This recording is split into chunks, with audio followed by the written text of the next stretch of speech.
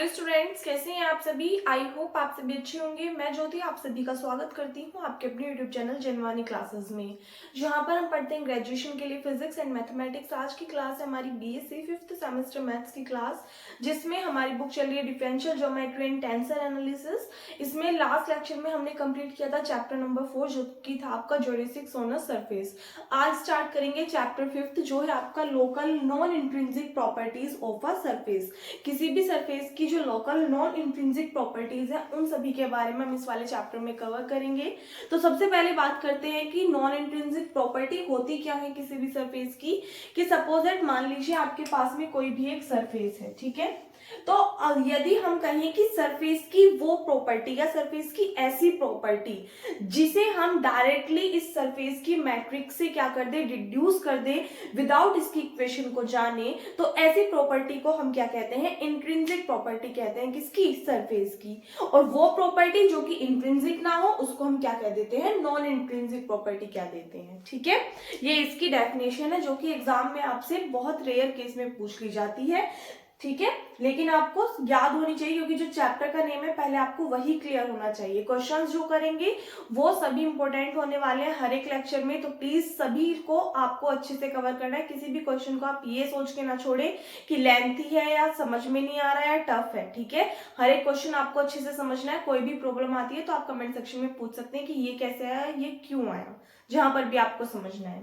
तो क्या बताया मैंने आपको, क्या होती है लोकल नॉन इंट्रिंसिक प्रॉपर्टी की? कोई भी सरफेस की वो प्रॉपर्टी जिसे हम सरफेस की मैट्रिक्स के द्वारा डायरेक्टली क्या कर सके, रिड्यूस कर सके विदाउट इसकी इक्वेशन को जाने, उसको हम कहते हैं सरफेस की इंट्रिंसिक प्रॉपर्टी। और जो प्रॉपर्टी इंट्रिंसिक ना हो उसको क्या कह देते हैं हम, लोकल नॉन इंट्रिंसिक प्रॉपर्टी। यही डेफिनेशन में लिखा हुआ है कि any property of a surface, किसी भी सरफेस की वो property which can be deduced only from the matrix of the surface, जिसे हम रिड्यूस कर सके किससे, केवल सरफेस की मैट्रिक्स से, विदाउट नोइंग इट्स इक्वेशन, बिना इसकी इक्वेशन को जाने, is called an intrinsic property of the surface. उसको हम क्या कहते हैं, सरफेस की इंट्रिंसिक प्रॉपर्टी कहते हैं। The properties of the surface which are not intrinsic, surface की वो प्रॉपर्टीज जो कि इंट्रिंसिक ना हो, are called non intrinsic property of the surface. उनको हम क्या कहते हैं, सरफेस की नॉन इंट्रिंसिक प्रॉपर्टीज कहते हैं। ठीक है,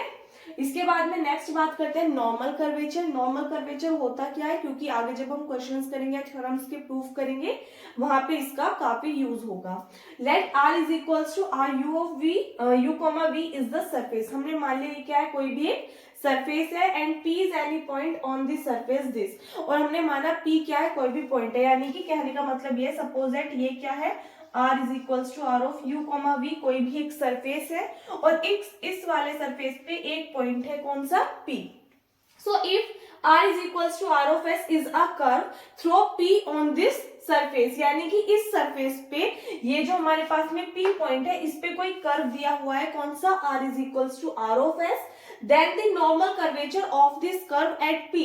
तब जो नॉर्मल कर्वेचर होगी, यानी कि सपोज है इस वाले पॉइंट पे कोई भी कर्व दे दिया, तो उसके बाद इन्होंने कहा है कि जो नॉर्मल कर्वेचर होगी इस कर्व की P पॉइंट पे, is defined as the components of its curvature. उसको हम डिफाइन करेंगे कैसे, इसके कर्वेचर के कंपोनेंट्स की फॉर्म में, vector R double dash along the normal to the surface at P, जो कि किसके अलोंग होगा, नॉर्मल के अलोंग होगा सरफेस पे, और किस पे, इस पॉइंट P पे। सो n is generally denoted by kappa n, और इसको हम रिप्रेजेंट किससे करेंगे जनरली, ये k नहीं है, k ऐसे होगा, और कप्पा का आपका साइन थोड़ा सा इस तरीके से होगा। ठीक है, कप्पा सफिक्स में क्या है, n है। तो नॉर्मल कर्वेचर को नॉर्मल कर्वेचर को हम क्या करेंगे, डिनोट किससे करेंगे, कप्पा सफिक्स में n से। सो देयरफॉर जो फॉर्मूला होगा नॉर्मल कर्वेचर का, वो किसके इक्वल होगा, vector n dot r double dash. यहाँ पे जो r डबल डैश है वो क्या है, हमारे पास में कर्वेचर वेक्टर है। क्या है ये, कर्वेचर वेक्टर। चाहे तो आप साइड में लिख भी सकते हैं, वेयर r डबल डैश क्या है, कर्वेचर वेक्टर है। ठीक है, और n क्या है आपके पास में, नॉर्मल है सरफेस का, और कप्पा n क्या है, नॉर्मल कर्वेचर है। ठीक है, तो ये आपको ध्यान रखना है। अब अपनी थ्योरम का प्रूफ करेंगे, एक बार पहले आप यहां तक नोट कीजिए। नेक्स्ट देखिएगा थ्योरम है जिसका या तो हो सकता है कि आपको नेम के नेम से आ जाए, मतलब कहने का मतलब ये है कि या तो थ्योरम का डायरेक्टली नाम आ जाए कि स्टेट एंड प्रूफ न्यूटनियस थ्योरम, या फिर आपसे ये पूछ ले कि आपको थ्योरम का स्टेटमेंट दे दे और आपसे कहे कि प्रूव इट, आपको क्या करना है, इसको प्रूव करके दिखाना है। तो दोनों ही केस में आपको इसका स्टेटमेंट भी याद होना चाहिए और प्रूफ भी याद होना चाहिए। अगर स्टेट एंड प्रूफ आता है तो स्टेटमेंट लिख के देन प्रूफ करना है, और डायरेक्टली स्टेटमेंट आपको गिवन है तो ओनली प्रूफ करना है। ठीक है, स्टेटमेंट क्या कहता है थ्योरम का, if phi defines the angle between the principal normal N to a curve on the surface, यानी कि सरफेस पे कोई भी कर्व है उसके लिए जो प्रिंसिपल नॉर्मल है उसके बीच में, और जो सरफेस नॉर्मल कैपिटल एन है किसी भी पॉइंट पी पे उसके बीच में, यानी कि एन और एन के, ये क्या है प्रिंसिपल नॉर्मल है और ये क्या है सरफेस पे नॉर्मल है। ठीक है, तो इन दोनों के बीच में जो एंगल है वो क्या है, फाई है। So then kappa into cos phi किसके इक्वल होगा, कप्पा एन के इक्वल होगा। और यहाँ पे ध्यान रखिएगा कप्पा एन जो है ये किसको रिप्रेजेंट कर रहा है, अभी आपको लिखवाया है कर्वेचर, जो नॉर्मल कर्वेचर थी हमारी उसको रिप्रेजेंट कर रहा है। ठीक है, तो ये हमारा किसके इक्वल होगा, इसके इक्वल होगा, वेयर कप्पा इज कर्वेचर। अगर सिंपल इसकी बात की जाए तो ये क्या है, ओनली कर्वेचर है, लेकिन ये क्या है, नॉर्मल कर्वेचर है। दोनों में डिफरेंस है, ध्यान रखिएगा। जहां पर कप्पा किसको रिप्रेजेंट कर रहा है, कर्वेचर है किसी भी कर्व पे पी पॉइंट पे, और कप्पा एन क्या है, नॉर्मल कर्वेचर है पी पॉइंट पे in the direction of the curve, curve की डायरेक्शन में। ठीक है, तो हमें एक्चुअल में स्टेटमेंट कौन सा प्रूफ करना है कि जो कर्वेचर है वो और cos फाई इन दोनों का मल्टीप्लाई किसके इक्वल होगा, कप्पा एन के इक्वल होगा, जो कि हमारे पास में क्या है, नॉर्मल कर्वेचर है। ठीक है, तो प्रूफ करेंगे। सबसे पहले हमें क्या गिवन है ये बताइए, हमें दिया हुआ है कि जो एंगल है प्रिंसिपल नॉर्मल के और सरफेस नॉर्मल के बीच में वो फाई है, ये हमें प्रूफ करना है। कप्पा कर्वेचर है और कप्पा एन नॉर्मल कर्वेचर है। ठीक है, अब अगर आपको याद हो तो जो हमें प्रूफ करना है उसके अकॉर्डिंग से देखिए हम क्या अपने पास से मान करके चल सकते हैं। देखो कर्वेचर है, इसमें छेड़छाड़ नहीं कर सकते, cos फाई ये अपना एज इट इज रहेगा, लेकिन जो कप्पा है यानी कि जो नॉर्मल कर्वेचर है अभी हमने उसका फॉर्मूला पढ़ा है। फॉर्मूला क्या कहता है कि आर डबल डैश डॉट जो हमारे पास में नॉर्मल वेक्टर सरफेस का नॉर्मल है उन दोनों का प्रोडक्ट हमारा किसके इक्वल होगा, नॉर्मल कर्वे जो हमारे पास में नॉर्मल कर्वेचर है उसके इक्वल होगा। ये तो पढ़ा है, तो यहां से हम क्या करेंगे, इस आर डबल डैश की मान करके चलेंगे, इसकी वैल्यू अपनी निकालेंगे स्टार्टिंग में, क्योंकि हमें पता है आर जो होता है हमारा आर डैश वो किसके इक्वल होता है, टी के इक्वल होता है। तो यहाँ पे आप क्या लिखोगे, since R dash is the, क्या होता है आर डैश, कर्वेचर वेक्टर होता है, is the curvature vector, so then यहां पे लेट करना, let R dash is the curvature vector, so then we have, हमें क्या पता है कि आर डैश जो होता है ये किसके इक्वल होता है, टी के इक्वल होता है। ठीक है, यहां से अगर मैं कहूं इसका आप डिफरेंशिएशन कर दीजिए तो आप क्या करोगे, आर डबल डैश किसके इक्वल आ जाएगा, टी डैश के इक्वल आ जाएगा, आर डबल डैश किसके इक्वल आ जाएगा, टी डैश के। यहां से आपको एक चीज ध्यान रखनी है कि जो आर डबल डैश होता है ये हमारा किसके इक्वल होता है, आर डबल डैश जो होता है ये हमारा किसके इक्वल होता है, इनटू एन, यानी कि प्रिंसिपल नॉर्मल और जो कर्वेचर है उसकी अगर हम मल्टीप्लाई कर दें तो हमें क्या मिल जाता है, कर्वेचर वेक्टर मिल जाता है, यानी कि आर डबल डैश। ठीक है, क्या है ये, कर्वेचर वेक्टर है, ये हमारे पास में कर्वेचर है और ये हमारे पास में प्रिंसिपल नॉर्मल है। एक चीज का ध्यान रखना, इसमें कंफ्यूज मत होना, अगर कप्पा सफिक्स में एन है तो इसका मतलब तो क्या है, ये हमारे पास में क्या है, नॉर्मल कर्वेचर है, क्या है, नॉर्मल कर्वेचर। और अगर ये लिखा हुआ है कप्पा और इनटू में एन है तो ये हमारे पास में कर्वेचर है और ये हमारे पास में क्या है, प्रिंसिपल नॉर्मल है, जो कि हमें क्वेश्चन में गिवन है। तो दोनों में डिफरेंस है, इसमें कंफ्यूज मत हो जाना कि कभी दीदी ने यहाँ पे मल्टीप्लाई में लिख दिया, यहाँ पे सफिक्स में लिख दिया। तो हमें क्या पता है, आर डबल डैश किसकी इक्वल होता है, कर्वेचर इनटू प्रिंसिपल नॉर्मल के। तो आर डबल डैश अगर टी डैश के इक्वल है, सो इम्प्लाइज दैट हम क्या कह सकते हैं कि आर डबल डैश को हम क्या लिख सकते हैं, कप्पा इनटू एन, इस फॉर्म में लिख सकते हैं। हमें चाहिए क्या एक्चुअल में, ये चाहिए। अब इसके लिए तो हमें पता है कि जो हमारे पास में कप्पा एन है वो किसकी, जो कप्पा एन है उसके लिए अगर मैं फॉर्मूले की बात करूं, अभी आपको बताया है कि जो नॉर्मल कर्वेचर होता है वो किसके इक्वल होता है, आर डबल डैश, और इसकी मल्टीप्लाई करते हैं हम किसमें, जो हमारे पास में यूनिट नॉर्मल होता है सरफेस का उसमें। तो आर डबल डैश तो मिल गया। ये बनाने के लिए हमें क्या चाहिए, एन चाहिए इसकी मल्टीप्लाई में। तो दोनों साइड हम क्या कर देंगे, यूनिट नॉर्मल एन से मल्टीप्लाई कर देंगे। ऑन मल्टीप्लाइंग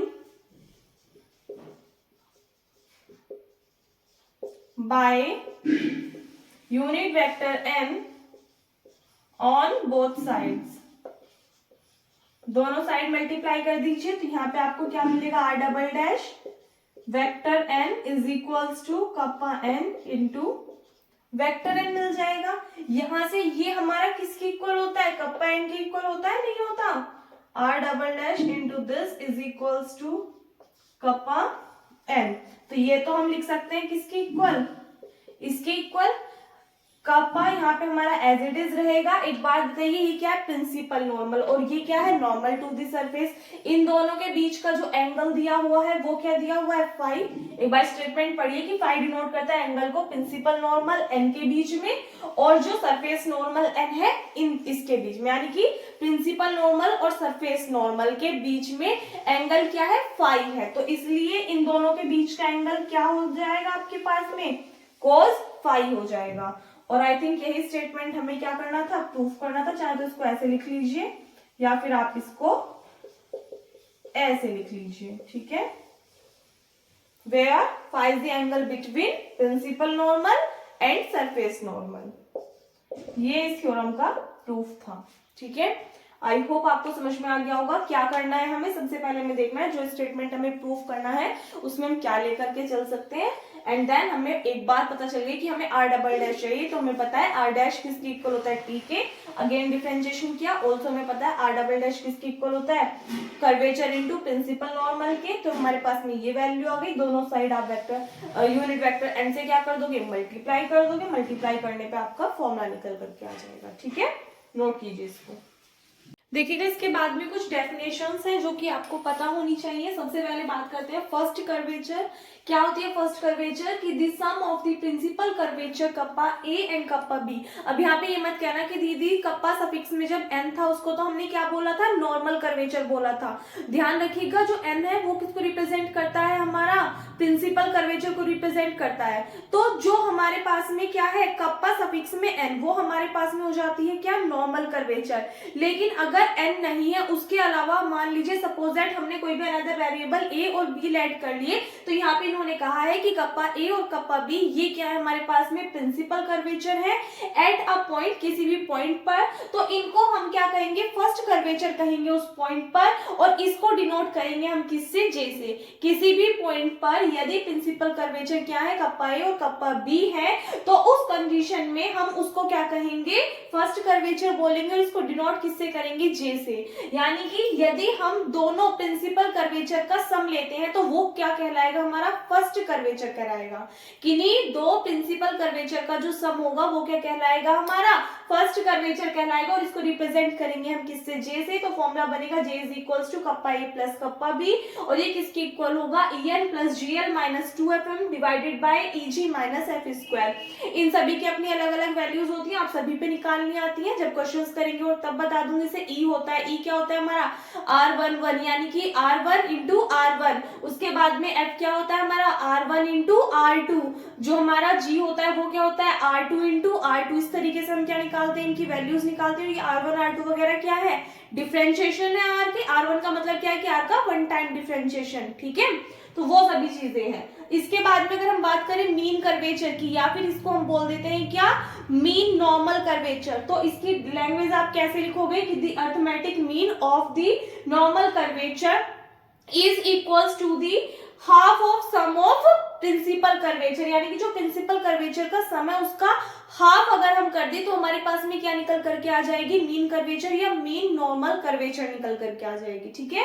यानी कि अगर हम फर्स्ट कर्वेचर का क्या करते हैं, हाफ कर दे, डायरेक्टली आप ऐसे भी बोल सकते हो, तो आपके पास में वैल्यू निकल करके आ जाएगी किसकी, मीन कर्वेचर की, और इसको रिप्रेजेंट किससे करोगे आप, म्यू से रिप्रेजेंट करोगे, ठीक है। इसके बाद में अगर हम ऑल्टीट्यूड की बात करें कि मान लीजिए हमें नॉर्मल कर्वेचर का ऑल्टीट्यूड चाहिए, तो उसको रिप्रेजेंट करोगे आप ए से, और ये किसके इक्वल आएगा, जो टर्म्स है वो इंटरचेंज हो जाएंगे और बीच में आप लोगे माइनस साइन, यानी कि कप्पा बी में से अगर आप सब्सट्रैक्ट कर दोगे कप्पा ए को और उसका हाफ करोगे तो आपके पास में क्या निकल करके आ जाएगा, नॉर्मल कर्वेचर का ऑल्टीट्यूड निकल करके आ जाएगा, ठीक है। ये सभी फॉर्मूले आपको ध्यान रखने हैं, जब थ्योरम्स करेंगे आगे इनका यूज होगा। नेक्स्ट है मिनिमल सरफेस। मिनिमल सरफेस क्या होगा कि if the mean curvature of a surface is zero, यानी कि यदि जो भी हमारे पास में सरफेस है उसकी जो मीन कर्वेचर है, यानी कि ये किसके इक्वल हो जाए, जीरो के इक्वल हो जाए सभी पॉइंट्स पर, so then the surface is called minimal surface. तो उस सरफेस को हम क्या कहेंगे, मिनिमल सरफेस, यानी कि किसी भी सरफेस पे यदि किसी भी सरफेस की जो हमारे पास में मीन कर्वेचर है वो किसके इक्वल हो जाए, जीरो के सभी पॉइंट्स पे, तो हम उस सरफेस को क्या बोल देते हैं, मिनिमल सरफेस। अब ये बताइए मिनिमल जो मीन कर्वेचर है वो क्या है हमारे पास में, ये है। अगर हम इसको जीरो के इक्वल रखेंगे तो डिनोमिनेटर में जो टर्म है वो जीरो में चली जाएगी, इट मींस इक्वेशन क्या निकल करके आएगी मिनिमल सरफेस की, en प्लस gl माइनस के 2fm is equals to zero at every point of this surface, surface के प्रत्येक पॉइंट पे, ठीक है। क्योंकि हमने डेफिनेशन में क्या कहा कि मिनिमल सरफेस क्या होता है कि सरफेस मिनिमल सरफेस क्या होगा कि वो सरफेस जिसकी जो मीन कर्वेचर है वो क्या है, जीरो है उसके सभी पॉइंट्स पे, तो उस सरफेस को हम क्या बोलेंगे, मिनिमल सरफेस बोलेंगे, ठीक है।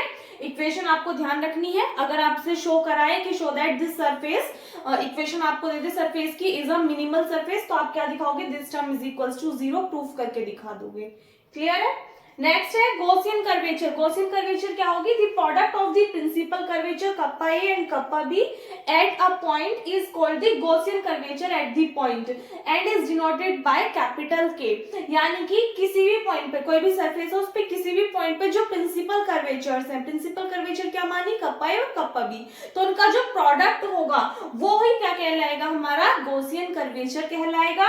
एंड इसको रिप्रेजेंट किससे करेंगे हम, कैपिटल के से रिप्रेजेंट करेंगे, तो कैपिटल के किसके इक्वल होगा, kappa into kappa b, and also इसको हम इस फॉर्म में भी नोट कर सकते हैं जहां पर ln माइनस एम स्क्वायर किसके इक्वल होगा, टी स्क्वायर के, और eg माइनस एच स्क्वायर हमारा किसके इक्वल होगा, एच स्क्वायर के इक्वल होगा, ठीक है। सो यहां तक हमारे पास में कंप्लीट बात हो गई किसकी, गॉसियन कर्वेचर की। जो नेक्स्ट थ्योरम अब हम करेंगे वो गॉसियन कर्वेचर पर ही बेस्ड होगी। एक नोट आपको ध्यान रखना है कि Gaussian curvature is also called specific curvature, second curvature या फिर टोटल कर्वेचर, यानी कि जो गॉसियन कर्वेचर है उसको हम स्पेसिफिक कर्वेचर भी बोल देते हैं, सेकंड कर्वेचर भी और टोटल कर्वेचर भी। ऑल्सो हम इसको कैसे रिप्रेजेंट कर सकते हैं, डबल इंटीग्रेशन ऑफ के इंटू डीएस, ठीक है। एक बार यहां तक नोट कीजिए, फिर थ्योरम करते हैं। नेक्स्ट देखिएगा, थ्योरम में आपकी कई बार पूछी जा चुकी है प्रीवियस ईयर में। थ्योरम का स्टेटमेंट कहता है the value of the Gaussian curvature is independent of the parametric system chosen, यानी कि अगर हम कोई भी पैरामेट्रिक सिस्टम चूज करते हैं तो उस कंडीशन में जो गॉसियन कर्वेचर होती है वो कैसी होती है, इंडिपेंडेंट होती है। अब ये क्या है, हमारे पास में थ्योरम का स्टेटमेंट है तो सीधी सी बात है, करेक्ट होगा, लेकिन हमें क्या करना है, प्रूव करके दिखाना है कि अगर हम कोई भी पैरामेट्रिक सिस्टम क्या करते हैं, चूज करते हैं, तो उस कंडीशन में भी जो गॉसियन कर्वेचर की वैल्यू है वो कैसी होगी, इंडिपेंडेंट होंगी। तो देखिए सबसे पहले हम क्या करेंगे, लेट करेंगे क्या, कोई भी पैरामेट्रिक सिस्टम, तो आप क्या करोगे कि let the parametric system is, हमने मान लिया कि u is equals to five of u comma v, एक हो गया, एंड v हमने मान लिया किसकी इक्वल हो गया, कोई भी अनदर फंक्शन ले लो, साई मान लो, u कॉमा v, यहाँ पे u नहीं, u dash v dash let करना क्योंकि u और v की हमने वैल्यू निकाली, हमने माना ये क्या है, कोई भी हमारे पास में दो पैरामेट्रिक सिस्टम है, ठीक है।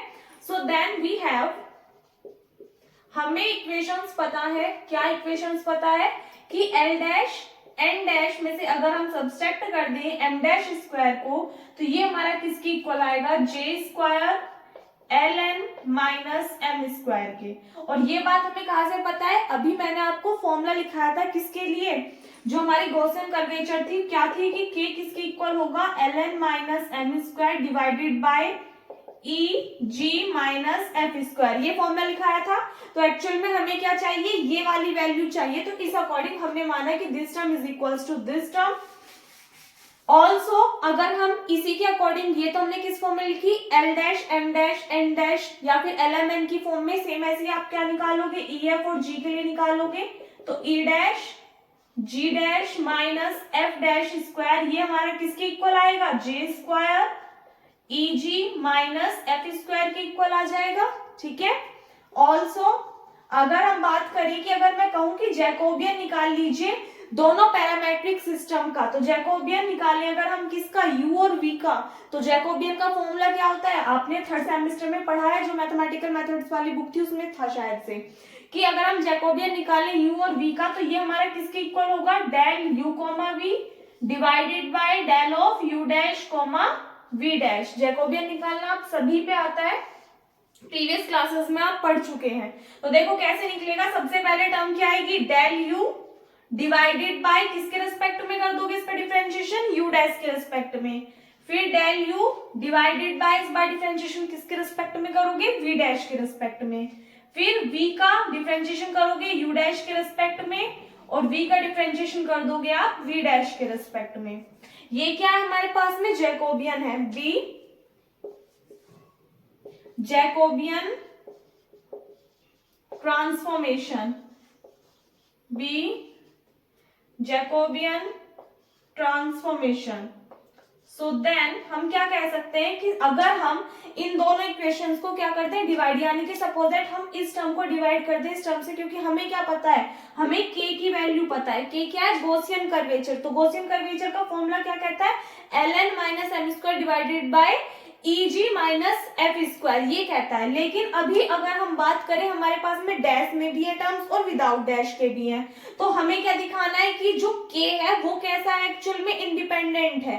तो यानी कि जो ये वाली साइड है वो इस साइड के कैसे आनी चाहिए, इक्वल, यानी कि अगर हम k डैश की वैल्यू निकालें और k की वैल्यू निकालें, तो k डैश किसके इक्वल आ जाएगा, k के इक्वल आ जाए, तो उस कंडीशन में हम क्या कहेंगे, k क्या है हमारे पास में, गॉसियन कर्वेचर है, कि वो कैसी है, इंडिपेंडेंट है। तो अगर हम k डैश की वैल्यू निकालेंगे तो k डैश के लिए फॉर्मूला क्या बनेगा, l dash n dash minus m dash का square divided by e dash g dash minus f dash का स्क्वायर। ये फॉर्मूला बन जाएगा किसके लिए, k डैश के लिए।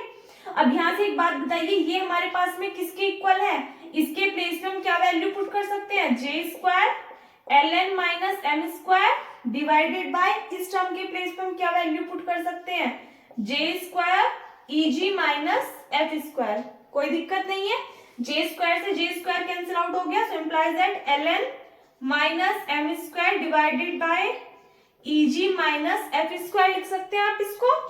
अगर मैं कहूं ये हमारा किसके इक्वल होता है, तो आप कहोगे दी ये क्या है, निकल कर क्या रही है हमारे पास में, गॉसियन कर्वेचर। और गॉसियन कर्वेचर को हम रिप्रेजेंट किससे करते हैं, कैपिटल के से लेकर के क्या चले थे, k डैश, और k डैश को हमने सॉल्व किया तो एक्चुअल में हमारे पास में क्या आया, k आ गया। सो देयरफॉर k डैश किसके इक्वल है, k के इक्वल है। तो हेंस हम क्या कह सकते हैं कि दी गॉसियन कर्वेचर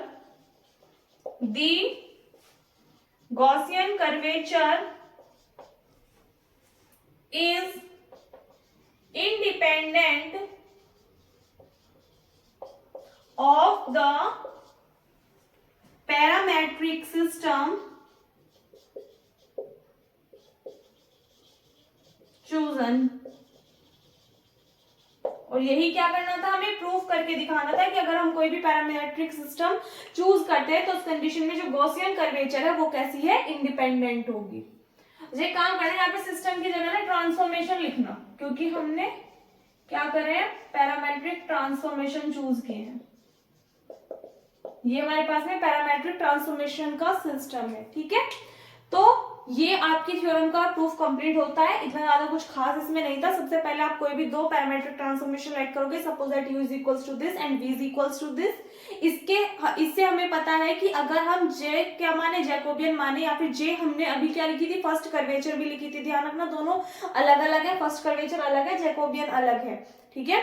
तो इसमें आपको क्या करना है, जैकोबियन का यूज करना है, ना कि फर्स्ट कर्वेचर का। तो इसमें आप लेट करोगे कि अगर हम एल डैश की वैल्यू निकालें, यानी कि जो हमारे पास में टर्म है LMN, तो अगर हम उसको LMN और L dash M dash N dash की फॉर्म में और EFG को E डैश F डैश और G डैश की फॉर्म में लिखना है, तो आप इसको इस फॉर्म में लिखोगे। ऑल्सो जैकोबियन निकाले अगर हम दोनों पैरामेट्रिक सिस्टम्स का, यानी कि U और V का, तो वो हमारा क्या निकल करके आएगा, ये निकल करके आएगा। और इस कंडीशन में यदि हम K डैश की वैल्यू निकालें, तो K डैश हमारा किसके इक्वल होगा, इसके, this time is equals to this. और यहाँ पर ये जो J है ये डज नॉट इक्वल्स टू 0 होगा, यानी कि जो J की वैल्यू है वो 0 के इक्वल नहीं होगी। तो K डैश हमारा एक्चुअल में निकल करके किसकी इक्वल आया, K के। और K क्या है हमारे पास में, गॉसियन कर्वेचर है, तो हम कह सकते हैं कि जो गॉसियन कर्वेचर की वैल्यू है वो कैसी होगी, इंडिपेंडेंट होगी। ठीक है, नोट कीजिए।